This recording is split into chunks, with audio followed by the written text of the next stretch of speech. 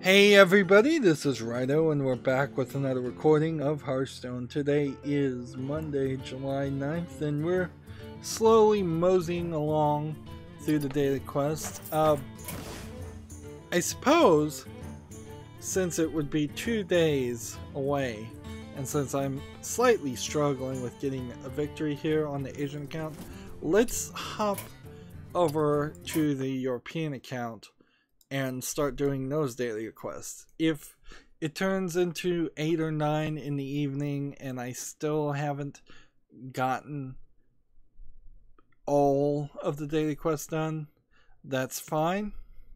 Wednesday can that would just give me 3 things to do on Wednesday.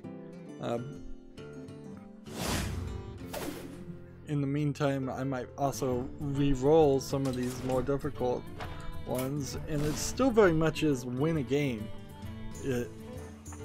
That is the difficult thing. So we've got win 3 games with a paladin and a warrior, play 20 hunter class cards, and win a game with somebody else. Was there overlap? I didn't check. Let's see, druid, a rogue, paladin, a warrior. Nope. So we win 4 games, which is frankly a almost impossible thing to accomplish in a reasonable amount of time these days on Hearthstone. Like, maybe the matchmaking truly is broken, even at the lowest ends. Maybe, maybe not. We've got a game on Steam called the Chronicles of Quiver Dick, which they call a crude comedy RPG that has one goal and one goal only: to make you laugh. Let's see. Okay, this is an RPG Maker-esque game trying to do comedy. I would argue just off the top of my head that trying to do comedy while also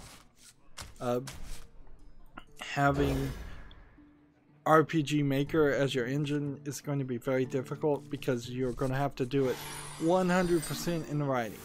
You don't have the ability to animate facial expressions in RPG Maker. You don't have the ability to wireframe motions or actions of the character. You can at best have a system in which a character has a fall down animation where you turn their sprite sideways, and that's about it as far as physical comedy. So you've got to do it all in the writing, and inherently every RPG Maker feels like it is going to be a game that tries to sell itself 100% in the writing, and it never succeeds, and it never looks interesting. This game is $1.19, and like all other RPG Maker games I've ever looked at, I just can easily immediately ignore them. Like, far too many of them get released. Far too many.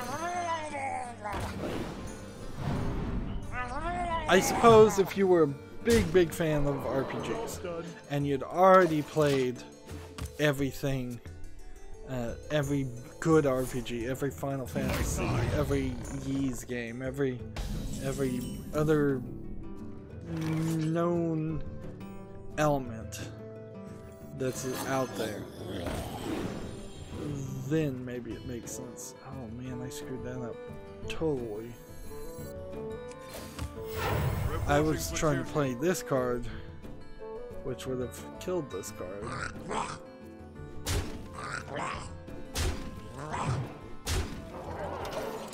Your Gamer has an article up to 90% off Sega PC games at Fanatical this weekend. Now, Fanatical does give you Steam codes. It is Humble Bundle without actually donating money to any charity. So that is that. Let's see, you can get Your Gamer's European base, so they're going to give me European prices. Your magic shall not save you can get Vanquish and Bayonetta for £8.99 How do you say it? £8 99 pence, I guess. You can get Shenmue for about £20. Valkyrie Chronicles Remastered for about £5. Yakuza 0 for about £12. The Aliens Isolation Collection for about £8. Oh, I tweeted out to id Software and John Carmack. I found out that they were trying to negotiate for the rights to Aliens when they were making Doom. So Doom was originally going to be an Aliens game, and they couldn't get creative control over Fox, or get creative freedom from Fox, and so that Fox was going to interfere. Well, now Fox is selling itself to Disney, and I doubt they'd still get creative freedom, but it is a shift of control, so maybe now would have been the time, would be a time to rethink licensing and making a game that, from what I hear, they really wanted to make, because they were all in love with Aliens back when they were making the original Doom. I'm not talking about the reboot Doom. So I tweeted them out and said, hey, you might want to think of that,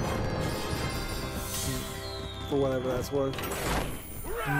I think probably on my Twitter would be nice if I was a little bit more conversationally, and all my tweets weren't really just announcements of when my videos come out.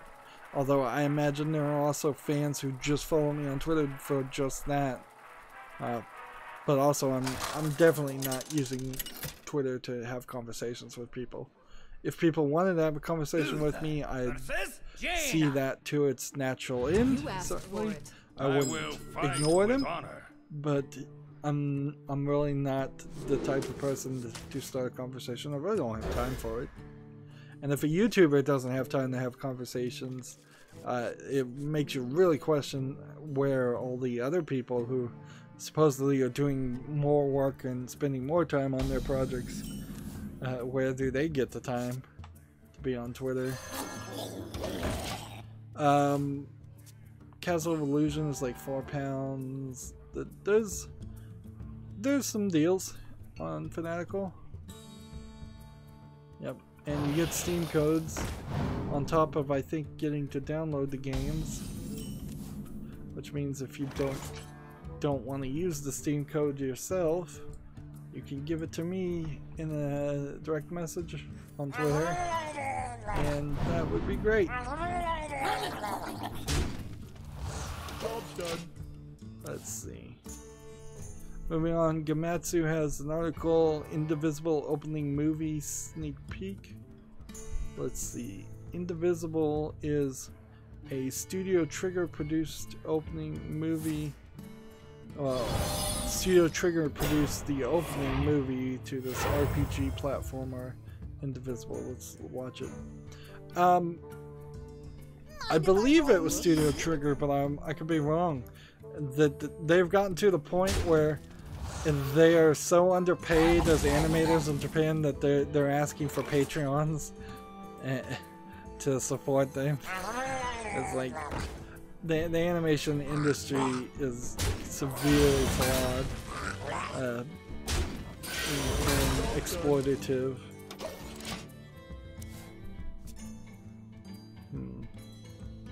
So yeah, I just looked at the beginning of it, and it's this just anime intro, kind of Ghibli-esque, of a girl who's doing like little kung fu type practice things, and she turns around and sees this old guy with a white beard, and flame comes out of his hand and engulfs the whole thing. So yeah, she's doing like karate moves, and I guess the story is probably that she's not going to be, women aren't allowed to know the secret karate arts, and she learns them anyway and goes on a journey. Let me think. That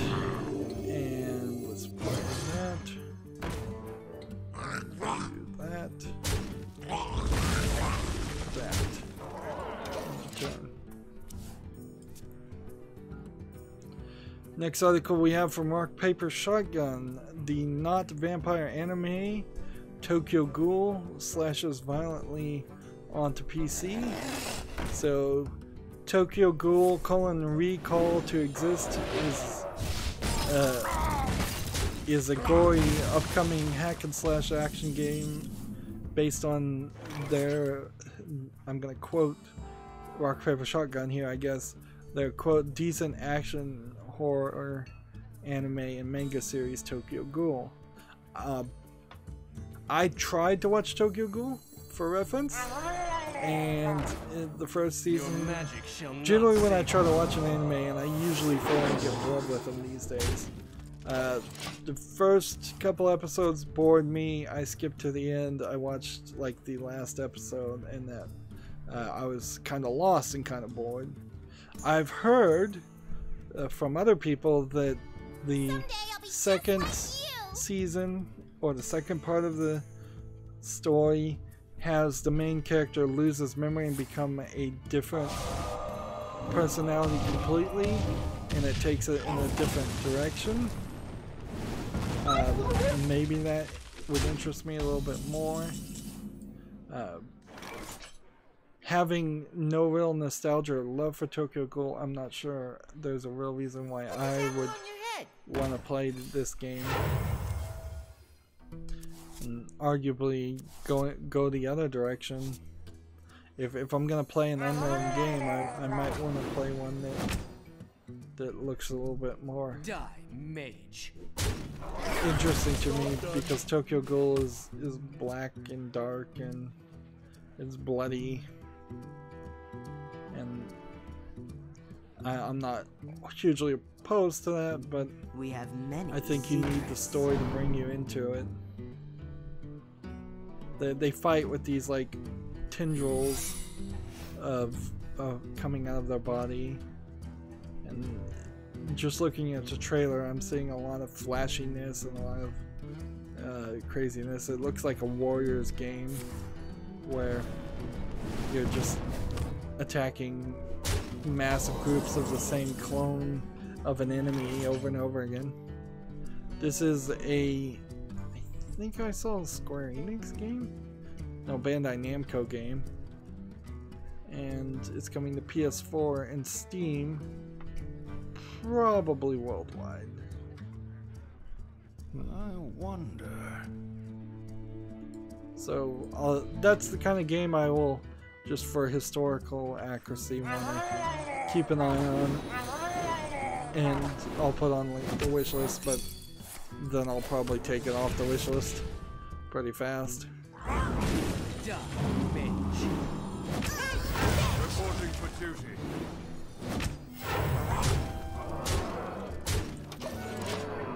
Let's see. Your Gamer has an article. Pokemon Go's predecessor, Ingress, Ingress, is getting a Netflix anime.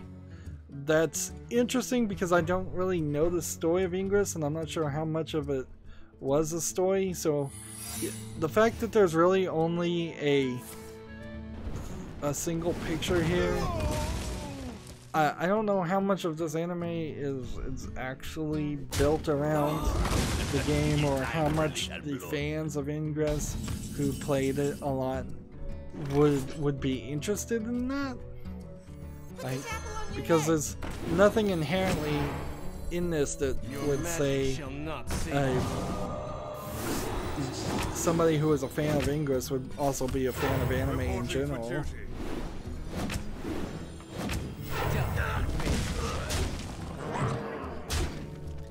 we go. I think I've got this. So I might check that out just to see an interesting transition between one of the first successful mobile games and TV, Netflix, because Netflix is more than likely going to try and do more of this.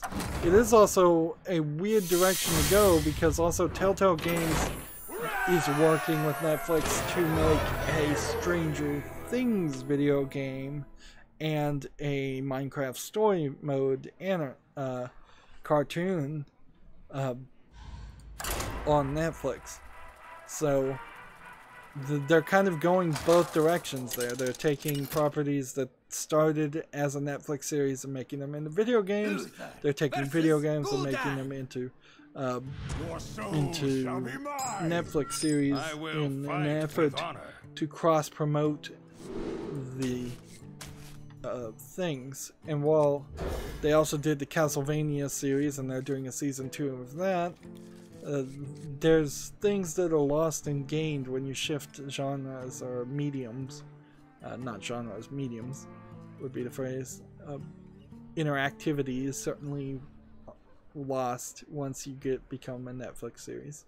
And Netflix does want to have some form of video games in their app too.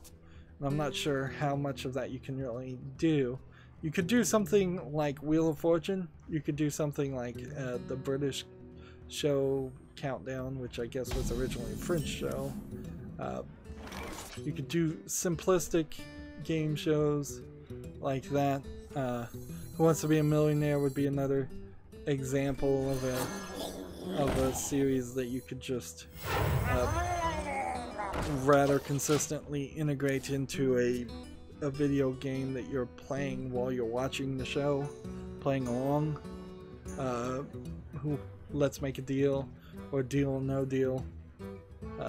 Games like that would work. But if you're talking action games, fighter games, if you're talking anything that requires any kind of delay or pause or even high processing power for graphics, that's gonna probably be a no-go for mobile phones, which is what a lot of people watch Netflix on. Moving on, Gematsu has an article. The Toki remake launches November 22. Toki is a remake of a old NES game that's coming to the Switch November 22nd. Let's see, I don't have any videos here, but I do have some screenshots. I want to double check to make sure I know what Toki is. Like, I'm seeing a picture of Adam and Eve, then a bunch of animals flying around, and then a gorilla that spits things. Nope, that's not what I thought Toki was. I've seen this game, but I don't know a lot about it. It's a gorilla that spits bubbles, and it's like a kind of adventure platforming game. So it may not even have been Adam and Eve. Maybe that was Tarzan and Jane characters. Toki, not a crucial nostalgic game from my memory, certainly. We've hit that point where every game thinks they can be remade and be resold because they're old. Arguably, it isn't a bad idea if you're gonna either try to make a new IP or remake an old IP that will at least have some kind of name recognition or some reason at least to be talked about. There is a good argument to just remake some of the worst old games and try again. Even if you don't succeed, it's not a big deal. The thing about I heard a comedian once say, so I'm stealing a comedian's joke, is he says, why are they remaking all the good movies? Why don't they go back and remake all the bad movies? Make them better. Maybe it wasn't even... Maybe they were talking about video games at that time. Let's see.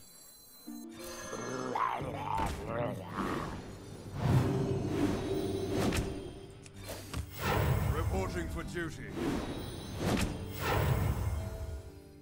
So I can kill this one. I can't do anything else. Gematsu has an article. Crystr, C-R-Y-S-T-R, details Ray, Myra, Memphis, Phyllis, and Heraclitus. Which Crystr, I guess, is a fighting game. If they're detailing 5 characters, All these characters are anime girls with either red or blue eyes that are very, very brightly colored in dark red and blue themes. They may be angels and devils in an artistic fashion, and then there's like one character that's just in full armor that may be the only male character getting described. Crystar, C-R-Y-S-T-A-R, is coming out for the PS4 on October 18th. It says read more about the game here. What is this? It's a action RPG. I was thinking it was a fighting game if it had that many characters, but I guess not. Just go ahead and draw some cards and start playing. And try that.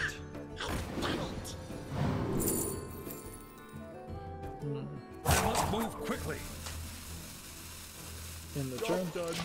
PC Gamer has an article. A book of Nier Automata short stories is being translated into English by Viz. Further Tales of Android Depression is the subtitle here. So, I haven't gotten around to owning or playing Nier Automata. And in the same way that I said last recording that Darksiders 3 is probably the game that I would have wanted to purchase and play as it came out, Nier Automata last year was the game like that. That was the #1 game that I wanted to get. However, the price is everything, frankly. There's really no other way to say it or explain it. It's just a little too expensive to get the game when it was brand new. Looks like I might win here. Would I go as far as reading a short story collection from Viz? Probably not. I'm looking at the cover art, it looks interesting, but that's kind of all it's gonna be. Because this is a short story, it's a short story collection of novella type thing. You're not gonna see too many other too many illustrations.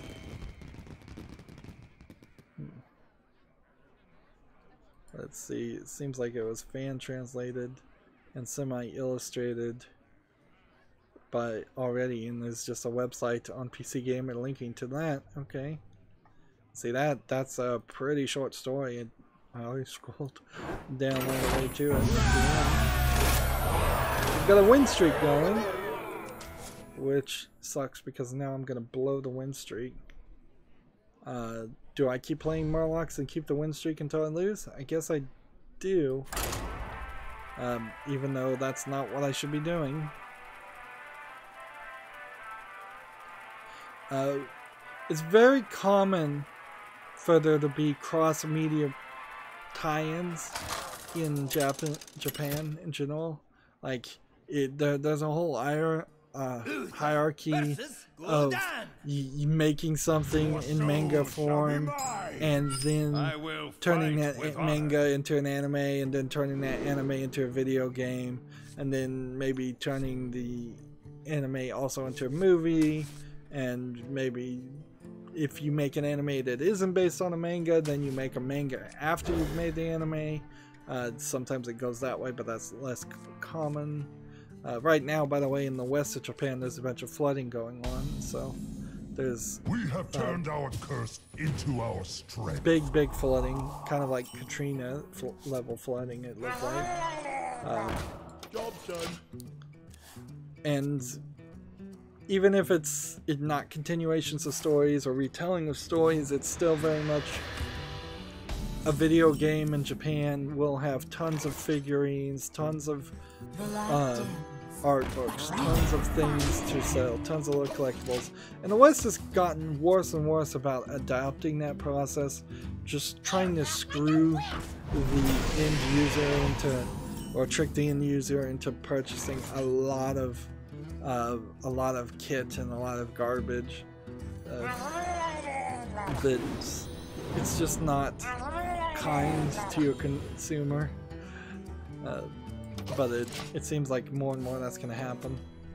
Me personally, I don't think I really want any of that. Most video game journalists don't want any of that that stuff.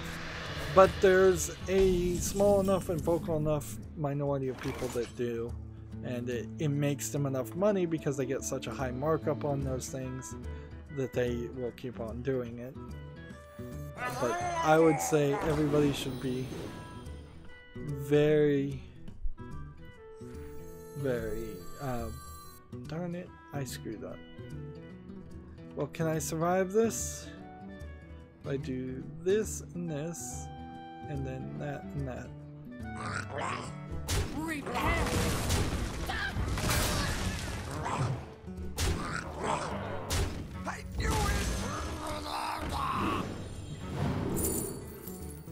And I could have played that in the turn. We've got a game on Steam called Forward Line. It looks like an MS Paint hexagonal based game. It says a World War II. As far as the tags, it doesn't look like enough visually to catch my interest. It's $5.99. That price is too much for what I'm looking at, so skip that game. Need to burn through all of this news. There's so much news. I know it's off the page as far as the number of tabs. And I've thought about opening a second window just to have more tabs when this stuff happens, but it really wouldn't work well if I tried to do that. The light dims, but we fight. Let's see, hidden wisdom. Job done. Gematsu has an article, The Adventure Platformer Chasm, CHASM, launches July 31st. It looks pretty good. It's going to be for the PS4, Vita, PC, for $20 basically. Let's watch the teaser trailer. Now, the problem, more than any other genre of games, I've run into way too many 16-bit, 8-bit looking games that look like they're Super Meat Boy clones, and there's platforming and jumping. A lot of times there's no fighting of enemies. Chasm here does have fighting enemies and boss fights, and so I'm seeing more in this trailer than I see in most games that look like this. But it still has that 16-bit Super Meat Boy look that has just become in my head probably a little unfairly synonymous with low effort games or games that are just generally way too ambitious and won't succeed at being good. Reporting for duty. Battle.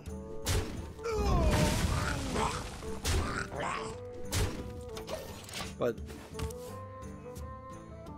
Chasm, just closed that tab, didn't I?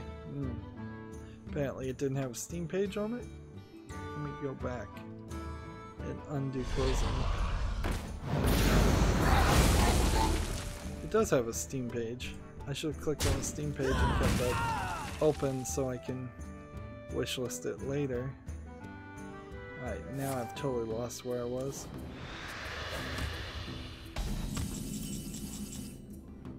Alright, moving on. There's a game, according to Gematsu, called Tabletop Racing World Tour coming to the Switch. Apparently it's already on Steam. Let's go and look at that.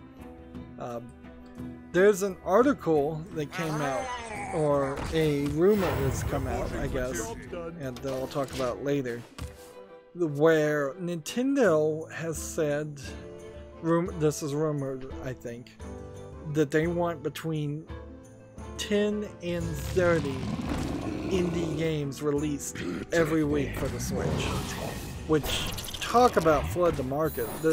That would be such a large amount of games coming out per week that you're beating the worst ever case scenarios that were in Atari and the Commodore era.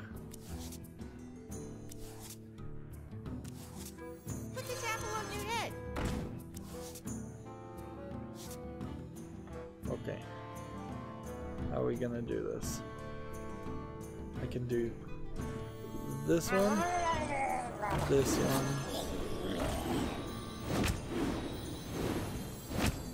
I can do this one,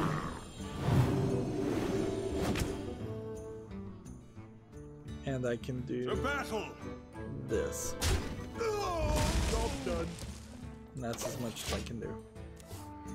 So yeah, Tabletop Racing World Tour looks like it's a mostly positive rated game, 73% of 219 user reviews in the last 30 days. So I'll keep an eye on this. One mini car racing game isn't a terrible idea to cover. I don't think I've ever covered a game like that. It's $9.99, and if it is a AA quality game, which is what I'd put this at, then that's pretty interesting. Let's see. It has online multiplayer and single player. I'll have to probably double check to see how much of the single player is actually playable before I purchase it, but that's another one for the wish list. Let's see. This one, Apple on your head. and then this one. And then this one. I should have played this first. And then that one. Darn it. Oh well.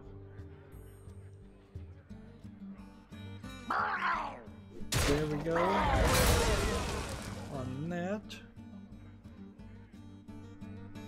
And I'm dead any way this goes. So if I do this, that heals. And if I do this, I still lose. Yep. One short. Kama Sutra has an article, Get a Job, HITN is hiring for a QA analyst. Apparently it's a temporary QA analyst. Man, I'm not pronouncing anything right today. In Brooklyn, New York. Let's see. I don't know what HITN is either. Hidden. Sees children's media applications for iOS, web, Android, and PC platforms. So you'll be QAing kids games. Alright, so now that I'm done with the streak I lost, which I may have lost a while ago, let's play Mid-Range Hunter. So that was an educational QA analyst game.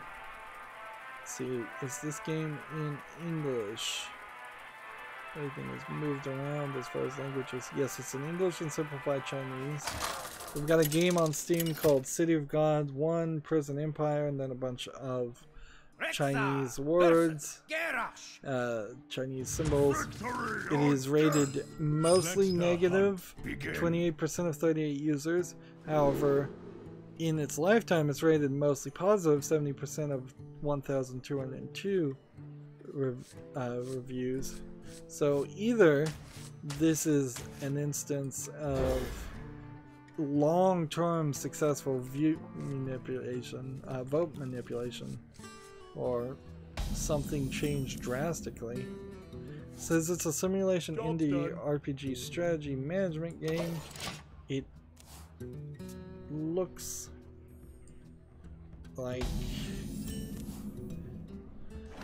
an 8-bit game of some sort. It's suffering from dark screenshot syndrome. Some of the screenshots seem to be zoomed in a way like there's an expectation of an interface that's just not being shown. Greetings, traveler. This looks like it's a clone of the Sim Tower game. It seems like all that is, really. And there might be some elements that are different, or there's different towers that you're managing, or something like that.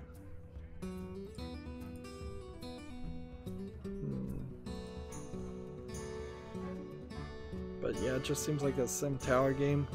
How much is it? 40% off for $11.39, which seems rather expensive. I hunt alone. It's part of a whole bundle. Let's see if we can scroll down to the reviews. I'm actually interested. Let's see.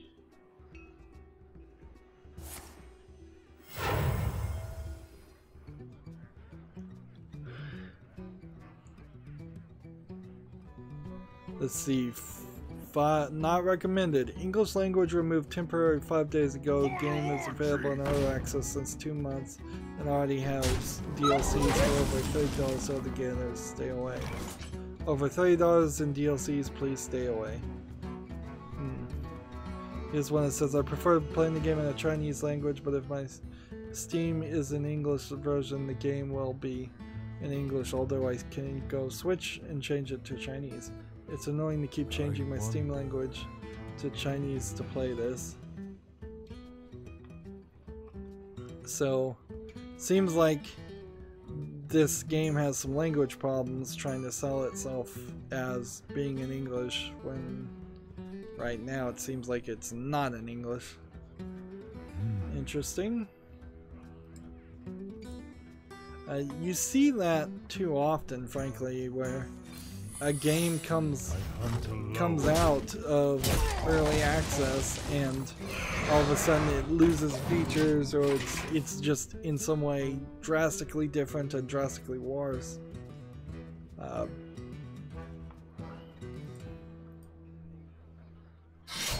Let's see. Gamasutra has an article. The Sims Mobile has amassed $15 million in revenue in 4 months. This is really only encouraging them to never make a proper Sims game and continue to sell mobile games full of microtransactions, I'm sure. Yeah, it has to be full of microtransactions because it's free to play otherwise. I could get the idea of playing The Sims mobile more than on PC though, so maybe it is a slightly better experience to play The Sims mobile than it is to play Sims 4. But then EA really was not given the support to make a proper Sims sequel. That sucks. Was it EA that made The Sims, or was it a different company? I think EA is the company now. That was called something else that got eaten up and destroyed by EA, as they often do. Let's see.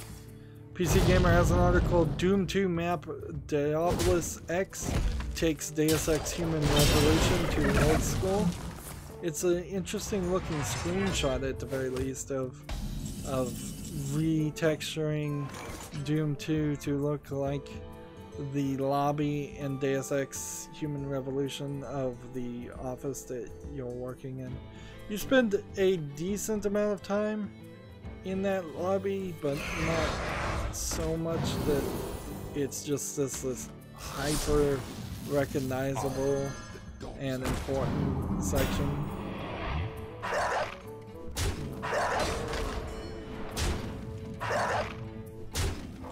I used a small part of the scene of walking into that lobby in my trailer that plays on my YouTube channel when you go there and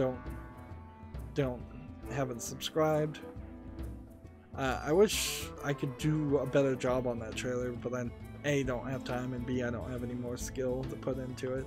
But that's about as much as I can do. I need an artist, somebody smarter and more qualified and skillful than me. Let's see, we've got a game on Steam called VT. It has a badge in the corner that says Early Access, and I wonder if that's something new that games are going to start doing on Steam. Let's see.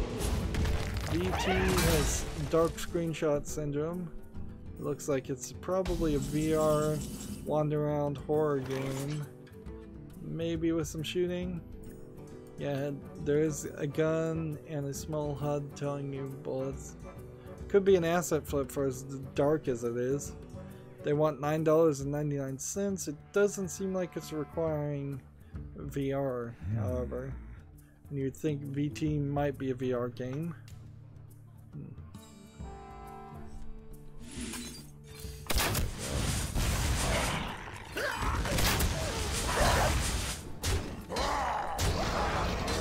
Keep on playing.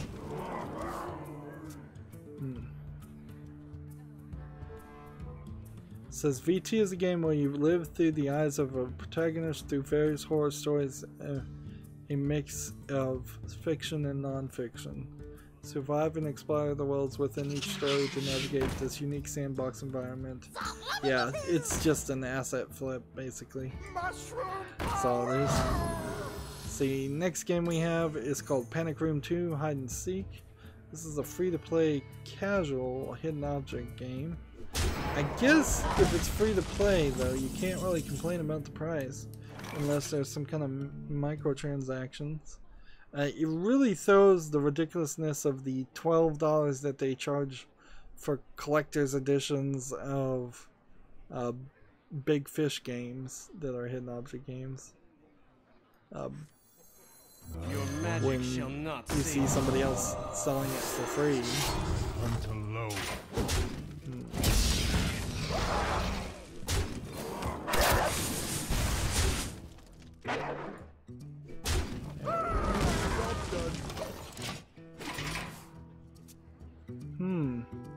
It's single player and it's online multiplayer for a hidden object game. Like, how do you play a hidden object game with online multiplayer? It's an interesting concept.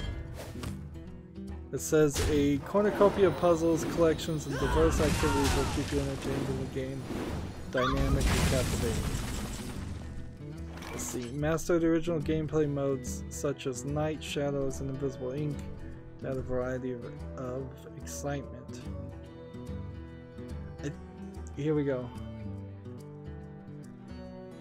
First review for this game. So basically I have to play this game online. Servers seem down. Well, that certainly is a problem. However, winning right now is not a problem. Next not recommended says game is unable to connect to game servers, no connection, no play. Next recommendation, server down, unable to play, 0 out of 10. So you have a free-to-play game that came out July 9th. It has 6 user reviews and they seem to all be down. So probably a scam of a game if I was to guess. No finished product actually there. Like, well, I mean, you don't even have to guess. If you can't play the game because the servers are down, you can't play the game. There's no finished product that you can see. Moving on, Gematsu has an article. Yuuna, Y-U-U-N-A. So that's Yuuna, I guess would be pronounced. And the Haunted Hot Springs Steam Dungeon. First details and screenshots. They say it's a roguelike RPG due out November 15th in Japan. This sounds like this is one of those anime games that's like a dungeon crawler with a bunch of potential nudity. Yeah. It looks exactly like that too. Yep, that's what it is. It's a dungeon crawler with small bits of nudity, as best as I can guess. And seeing how these are having some bad press with Omega Labyrinth Z, I wouldn't be surprised if this game does not come to the West, or even attempt to come to the West, for the exact same reasons. Maybe it will, maybe it won't. Let's see. This is from, it's not from P Cubed, the publisher of Omega Labyrinth Z. It's from FURU, Furu, I guess is how that's pronounced. So maybe they'll try differently. And just return there. Gamatsu has another article. Fire Emblem Heroes adds a sketchy summer heroes. So it's quote a sketchy summer, end quote, heroes named Lindy, Tiki, Takuma, and Camilla. Fire Emblem Heroes is a Nintendo branded cell phone game that I don't believe is it in the West, or is it just an Asian only cell phone game? Like, it may be translated to English but only really promoted to other Asian countries, which is the new trick that they've started doing. Is we're not going to actually release it in the UK or Europe or the United States or Canada or anything. We'll just translate it to English and sell it in Korea, and if you can get a Korean account, you can play. The one screenshot I see here is of a girl in a very awkwardly fashionable shirt, I guess.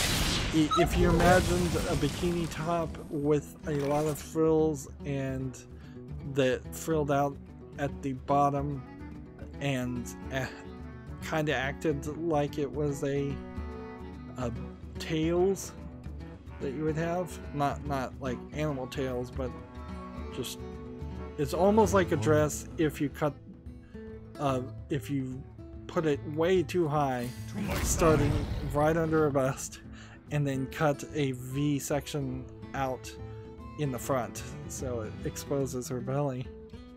Let's see, let's look at the entire trailer. I imagine that's all of these, is it's going to be fashionable, slightly lewd swimwear, but I mean, how lewd can swimwear really be when you start to think about it? There's nothing, at least in my mind, in the United States that's upsetting with wearing a two-piece bikini that barely covers anything. So adding more cloth to it in the instance that I'm seeing seems like it can't be that bad. You don't need to add more cloth. If any of that makes any sense. The pictures are pretty much bait and switches though, so it's not really a game you'd want to play, because for the most part you're looking at these 8-bit versions of the characters anyways, and the only time you get that one image that they're promoting, it's for a brief second, and that's it, when they're attacking.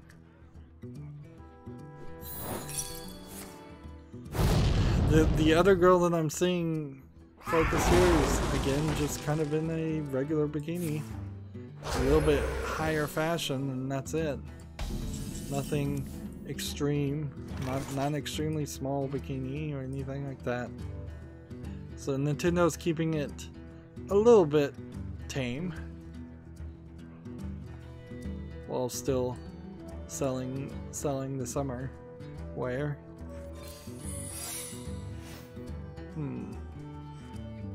Not exactly sure why I picked up this one, but there is a Kickstarter.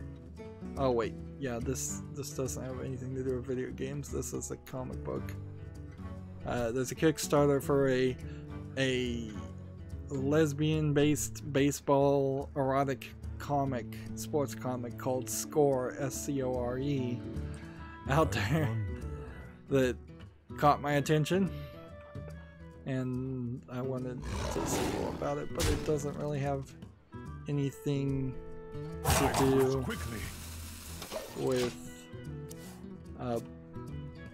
with video games. So moving on, video game news. There's a game called Catch Yarn on Steam. As they say, it's a casual open world platformer where you can do what you want, have always wanted.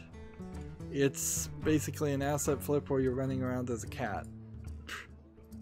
And it doesn't seem like the cat has any real abilities. Let's see.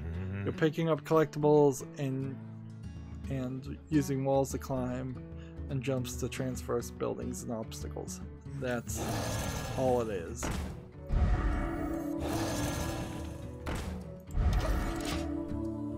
It doesn't even seem like there's actually yarn in the game called Cat's Yarn. Well, Cat's Yarn is $2.99 and doesn't seem like it's worthwhile.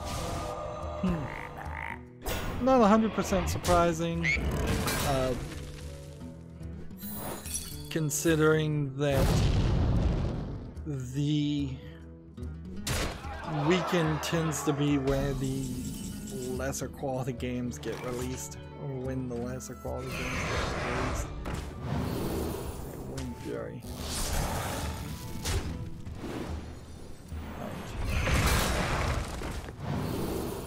Divine Shield.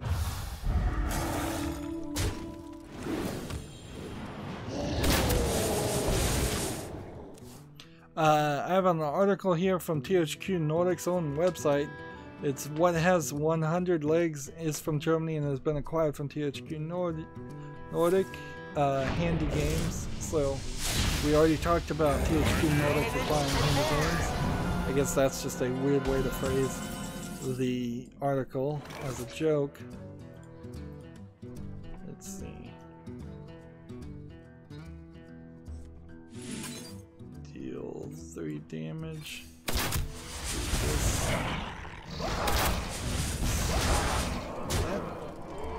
Eurogamer has an article. The dungeon crawling deck builder Hand of Fate 2 is headed to the Switch, out next week.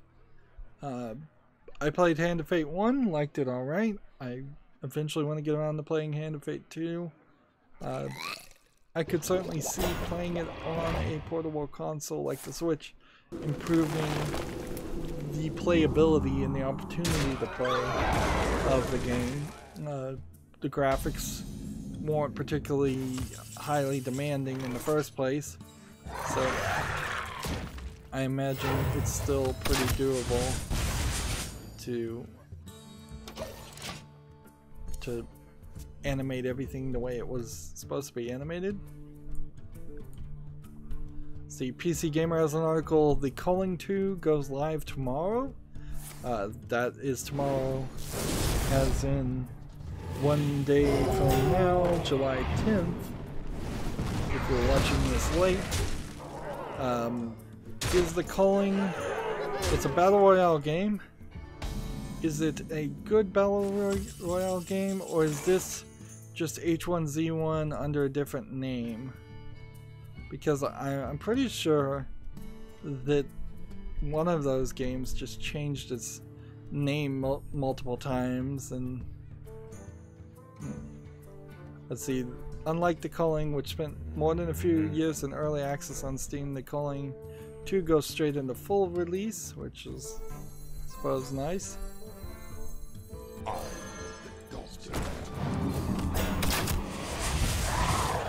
That.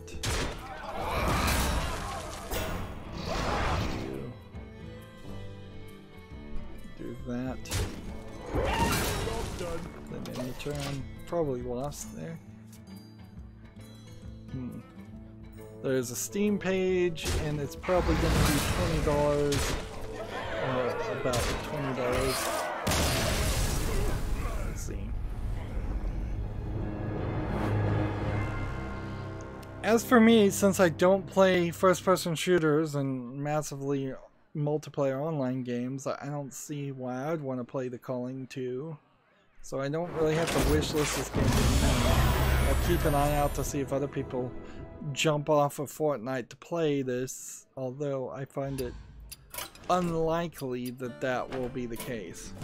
That seems unrealistic. Let's see, we need one druid or rogue victory now. Let's see, we could play tempo rogue or druid. Let's try tempo rogue. But yeah, I'll wishlist The Calling 2 and just... No, I'm not even gonna wishlist it. I'll just keep an eye out for it. I imagine people will talk about it. Let's see. Rock Paper Shotgun has an article, Explore the Golden Age of Hollywood Romance in the Cinema Rosa. Let's see. This seems to be one of those articles that's promoting a game nobody's ever heard of. Which is one, something that the mainstream media is supposed to do, and two, something that they don't do so often that it gets suspicious that there are bribes involved or kickbacks involved when they do talk about game.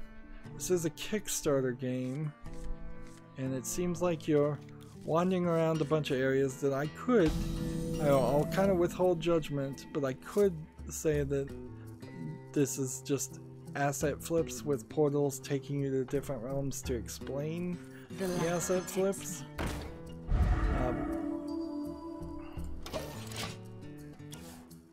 But it seems like the hub world is this movie theater, old style movie theater. Let's see, it says it's spooky but not horror. It seems like it might be pretty much a walking simulator.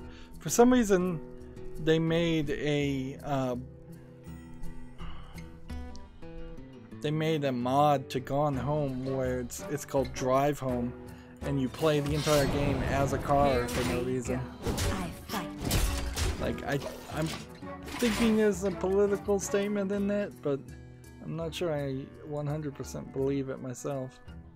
As far as the Cinema Rosa, only $301 of 9,698 have been pledged, which really makes it ridiculous that Rock Paper Shotgun even talked about this game. Like, this is why I don't think you should talk about Kickstarter games in a nutshell. Is that looks so suspicious. That so much feels like somebody was friendly with the publisher of Rock Paper Shotgun, and that is the reason why this is getting promoted on top of the probably thousands of other games that have more of a chance of succeeding and being funded. And I just watched the trailer for Cinema Rosa, and I don't want to immediately say it's an asset flip, but it doesn't look like it's an amazingly consistent or unique game. I'd be more happy with the one that is just the Ghosts and Goblins ripoff with a female character instead of a male. Battle Princess Madeline, I believe, is the name of that one. If I was gonna fund one, at least fund one that I'm pretty sure it's gonna succeed. Hey, Lemon Lover's on the chat, putting his trademark lemons. Here we go. Gamma Sutra has this article. Ideally, Nintendo wants 20 to 30 new indies to hit the Switch per week. Quote, rather, I think the indie games are what really invigorate Nintendo's Switch overall. Nintendo's already upset its shareholders by not announcing enough games for this year, and during a shareholder meeting he said, oh, we've got more games to announce for this year, and I'm not sure that's really true or if they're just going to rush out something. But it seems like, considering they were making a Switch, maybe they rushed out the development of the Switch to replace the failed Wii U, but they didn't bother to rush out the game developments. Certainly in the first year of the Switch coming out, you were pretty limited to Zelda Breath of the Wild. It took you, I think it was almost a year until Super Mario Odyssey was out. Shall not save Here we go. So yeah, you were stuck with playing Splatoon and Breath of the Wild, and that was it. Let's see. Tanaka says, quote, "In the future we're looking to release around 20 to 30 indie games on the Nintendo Switch per week, and we definitely expect to see some great games among them."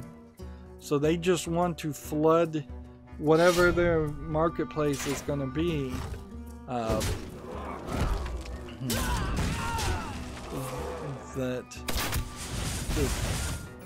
They're trying to get a vast amount of all the games that are available on Steam right now on the Switch, with no curation or very little curation. Let's see. They say they've already allowed nearly 1,500 Unity-powered games to hit the platform. I guess inherently, well, it's a jaw-dropping statement to say you're going to let 20 or 30 games onto your service per week. Their marketplace is so non-visible and so innocuous that it seems like it doesn't even matter because nobody's going to see it anyways. Here we go.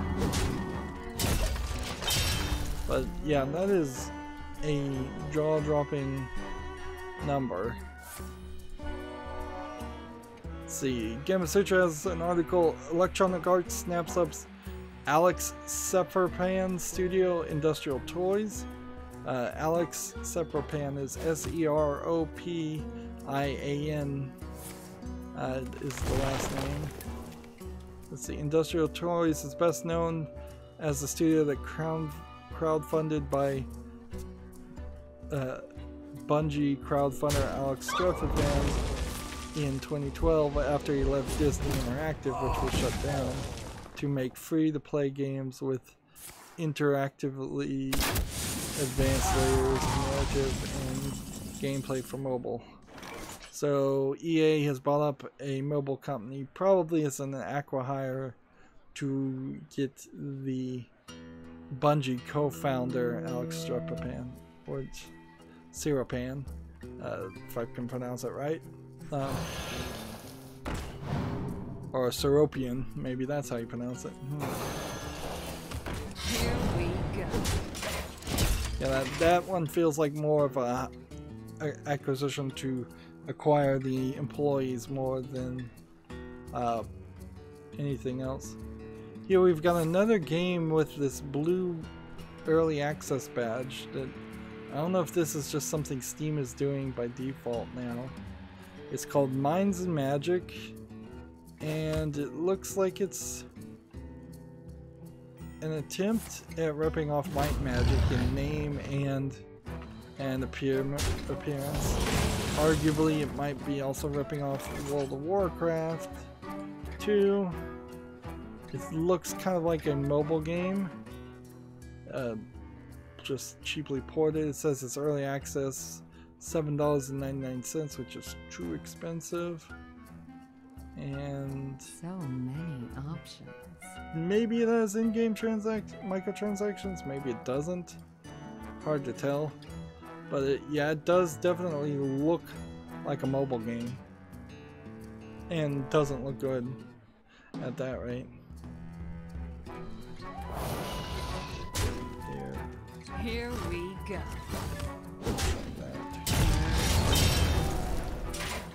And in return,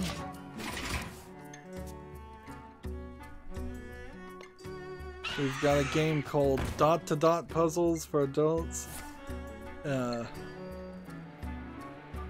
I don't know if these dot to dot puzzles are for adults because they form naughty pictures, or if this is a just too difficult in the mind of the creator to be for kids. This literally is like the equivalent of a clicker game, because all you're doing is selecting a color for the entire line, it seems, and then clicking forward and then forward to the next number. So you'll click on 16, then you'll click on 17. It seems like once you've connected all the lines, you can start to break up the colors a little bit and color things in, but it's still just a outline sketch of images. And I'm looking at the trailer and it's showing me all these images, and these are just random images. They're not, there's nothing here. The only thing is there is a level of complexity that is probably too high for kids. It's free to play, but even at that, it seems like it's really ridiculous that this would exist on a PC and that anybody would enjoy playing that game. I'm not sure people even enjoy doing dot-to-dot puzzles in real life on pen and paper. I come to think of it, like, that's not something has ever occurred to me. Like, boy, would that be fun. Alright, it's been another hour, and once again, just like the Asian account, we have a win a game quest, which are always the most difficult ones. So instead of doing that right now, since we still have tons of news, let's end this recording and start another one and move over to the Americas account. That's it for this recording. As always, I ask you to like, share, subscribe, comment, and watch every second of my videos. If you want a friend or follow me on any social media sites, there's a bunch of links down below in the description box. And if you would be so kind, please friend me on Steam and support me by gifting me a game. Thank you for watching. Have a good evening.